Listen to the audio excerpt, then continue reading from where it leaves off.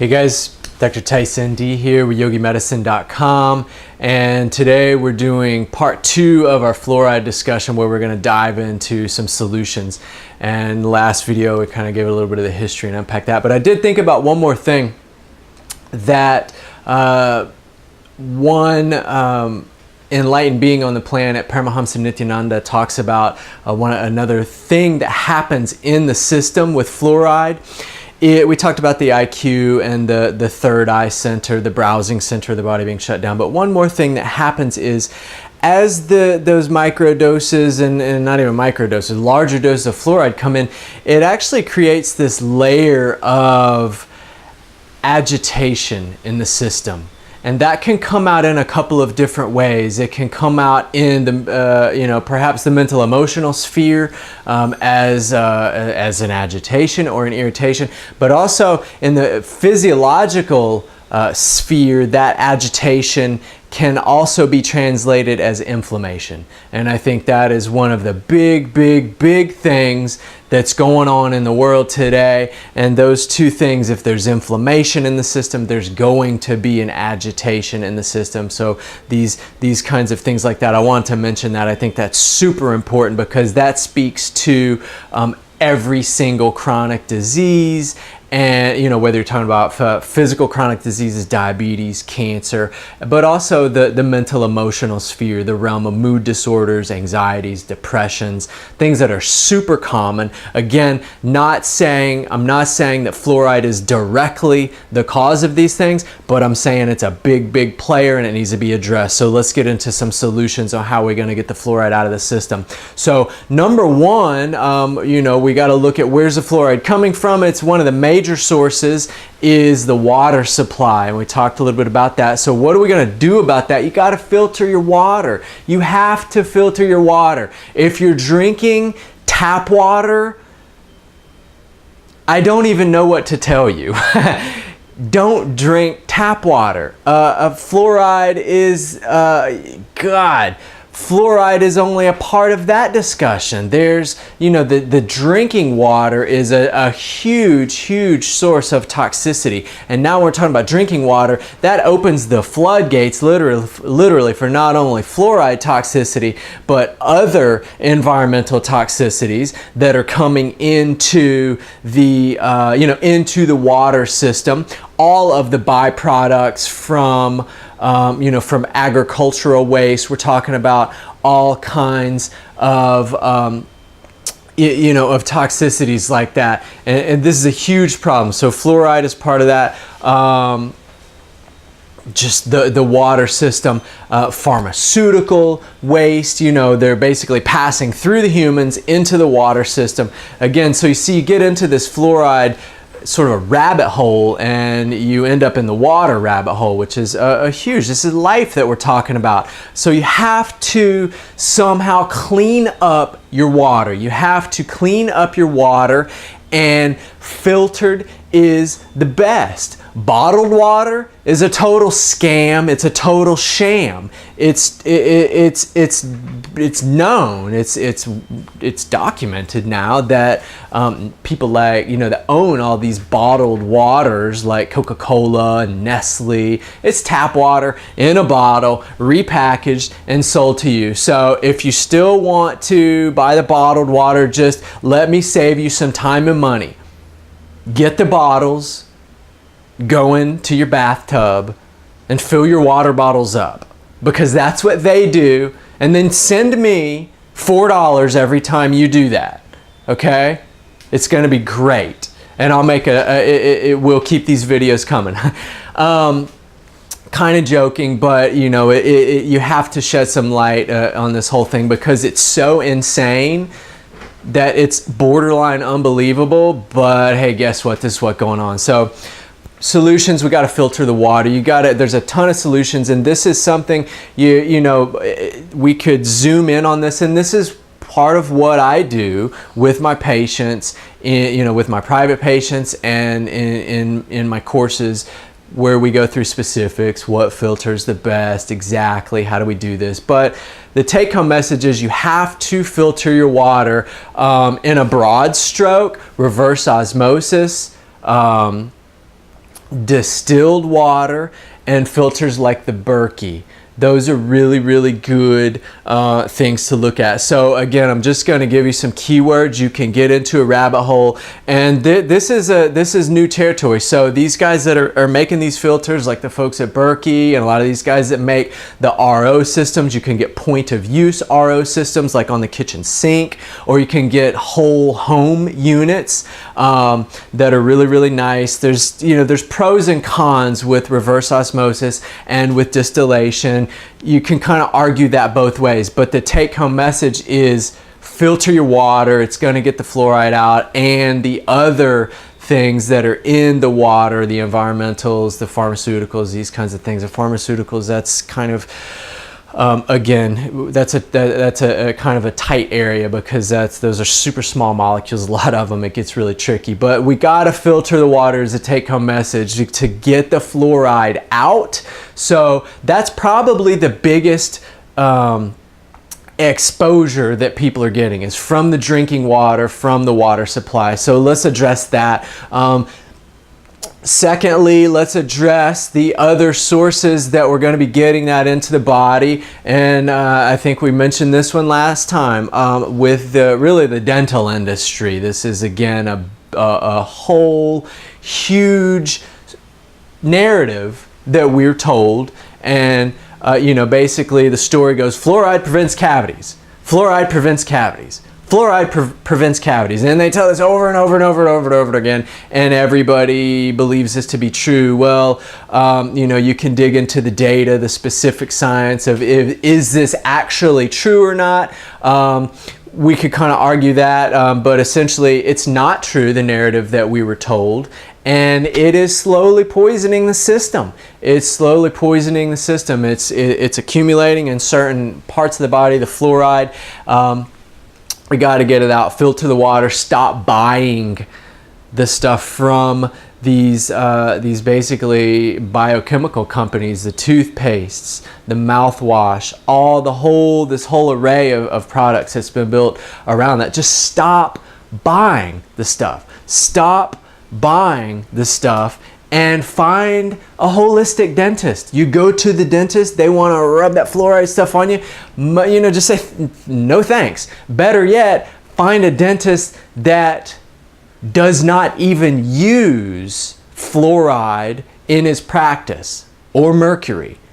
Okay, these are things that have been, again, they teach this to the dentists, when they're in medical school, and it's part of the teaching. And these guys are trying to do good by us. They're trying to, to provide a good service. But the game has changed. More information has come out, so it's up to us as medical professionals, and dentists included, to stay on top of the research and come to know that this is not the best practice for our patients. And as a patient, you have to ask your dentist, say, hey, are you using fluoride in your practice? Okay, I don't want fluoride, so find somebody that's not doing it. There's plenty of biological dentists, plenty of holistic dentists. Call them up, ask these questions. Again, the change is only going to come from our demand, from the consumer side. If we basically refuse to buy fluoridated products, we refuse to drink fluoridated water, and we refuse to go to dentists that use fluoride, that's how it's going to change. So we have to take action. First is the education and the intellectual click that, hey, this narrative that they fed me my whole life is not true. I'm going to stop buying it. I'm going to stop supporting these sources. I'm going to support people that are doing doing things a different way, that are not using fluoride. They're not putting fluoride in their products, not putting fluoride in the water. Other solutions. Now pay attention here. This is really, really, really key. Probably one of the simplest things you can do is to start bringing iodine into the system. Iodine is a halogen, like fluoride and like chlorine. They're in the same element there, the same in the periodic table. They're in the same row there. So it's a halogen group. So they're similar. They're kind of like cousins, you could think about. So when And it's known that iodine deficiency is very, very common. It's estimated by some docs that have been doing the research on iodine, for the last 20 years or so, that at least 90%, and I think it's probably more, 90% of the population is deficient in iodine. So what happens when there is a deficiency in the body? There's a deficiency of a key nutrient, iodine, which coincidentally has some of the same key features you see that we mentioned with some of the problems with fluoride toxicity. You see that on iodine deficiency, things like, on an extreme level, mental retardation,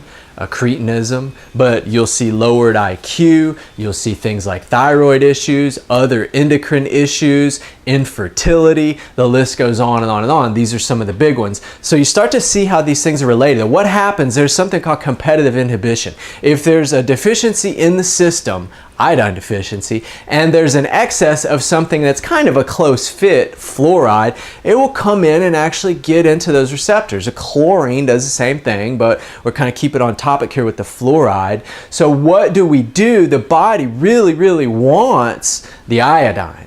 And so if you start to flood the body, start to bring iodine into the system, it will bump out through the competitive inhibition, it will bump out those fluoride, and it will flush that out of the system. And you can over time, and again, this is something I do with my patients, I saturate them with iodine, we test and we see and we optimize those levels. You do this over time, and it's one way that you can squeeze the fluoride out of the body, saturate the body with the iodine, basically restore the natural state. So what happens, when you do that, you clean out the pineal gland and all of the other receptors in the body. Okay, so we've kind of blended topics here. I can't only talk about fluoride without talking about chlorine and iodine, and really the whole halogen situation also. So when we're talking about that, we're talking now not only about the pineal gland, okay? You'll flush that out. You can restore the integrity of that gland. Also the thyroid gland. Every cell in the body has iodine receptors. So again, all of those systemic issues, the thyroid issues, the different metabolic issues, things like diabetes, chronic diseases, all of these things, there's a correlation with the iodine. So super, super important in this context to restore the functioning of the pineal gland. The best iodine that I use personally is called Illumidine, and I have that. We offer that on yogimedicine.com, which is where we are housing some of the best products that we use with our patients and in our courses with people, and we want to put that out so it's not so exclusive, and people that are out there looking for solutions, they can find that stuff. We use a liquid iodine. It's really, really well absorbed. Again, there's multiple forms of iodine. That's the form of iodine that I've chosen to use. I've had really, really great results with that over the last 5 or so years with my patients. I've been doing this kind of work really, really specifically in a clinical setting. So awesome results with that. So that's part of the solution to getting the fluoride out of the body. Simple solutions, that's what we're interested in. Another, in the context of fluoride and the pineal gland, we're talking about really activating the brow center and the higher energy centers, because that is one of the key things to opening up the intuitive powers of the body, the browsing center of the body. Okay, so you can use this third eye as it was truly intended to be used. It's an endocrine gland, sure. That's just one of the functions that it is responsible for in the, these monoamine kind of type molecules that it secretes when we're born. Basically, people have talked about this being kind of a God molecule, things like DMT and these kinds of things. And as we age, as time goes on, this is, again, the narrative that we've been told that is not true. If you take these measures to clean the fluoride out and to strengthen the system, you don't have to lose that function over time as you age. You can actually really open that center up more and more and more and more, so that the latent powers, the intuitive capabilities, things like reading blindfolded, things like remote viewing, things like seeing in 360 degree, like locating lost objects. These are just a few of the powers that lie dormant in the third eye. And there are living enlightened masters on the planet that are talking about this kind of stuff. Paramahamsa Nithyananda, tremendous enlightened master from the south of India, talks about this, talks about awakening the third eye. One specific technique from the yogic tradition, and this is real yogi medicine, is using turmeric. Okay, the orange stuff that you cook with is a dynamite. The people are taking a lot of supplements with this. Tremendous anti-inflammatory nutrient. Tremendous antioxidant, and it has a profound effect on the third eye. And one thing that we can do, and this is directly as Paramahamsa Nithyananda teaches, you can actually take this turmeric, and this will detoxify and awaken the third eye. You can take some turmeric and make a paste out of it, and then apply that to the forehead, okay? That will actually be absorbed. You can do that at night, and then you can go to sleep and take rest. And that will actually, some percentage of that will be absorbed through the skin, but this is not so much about a physiological transdermal effect of the turmeric. There is an energetic component to this that's happening, okay? And that's how we can use this. You make that turmeric paste at night before bed, apply that to the forehead, and then take rest, okay?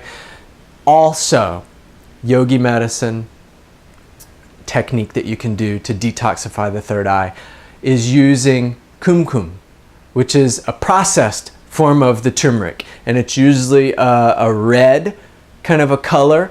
And again, you'll see this, it's used in the Vedic tradition, the yogic tradition. You'll see, if you've been to India, you will see this. Many people have the red dot there at the brow center, symbolizing the third eye, okay?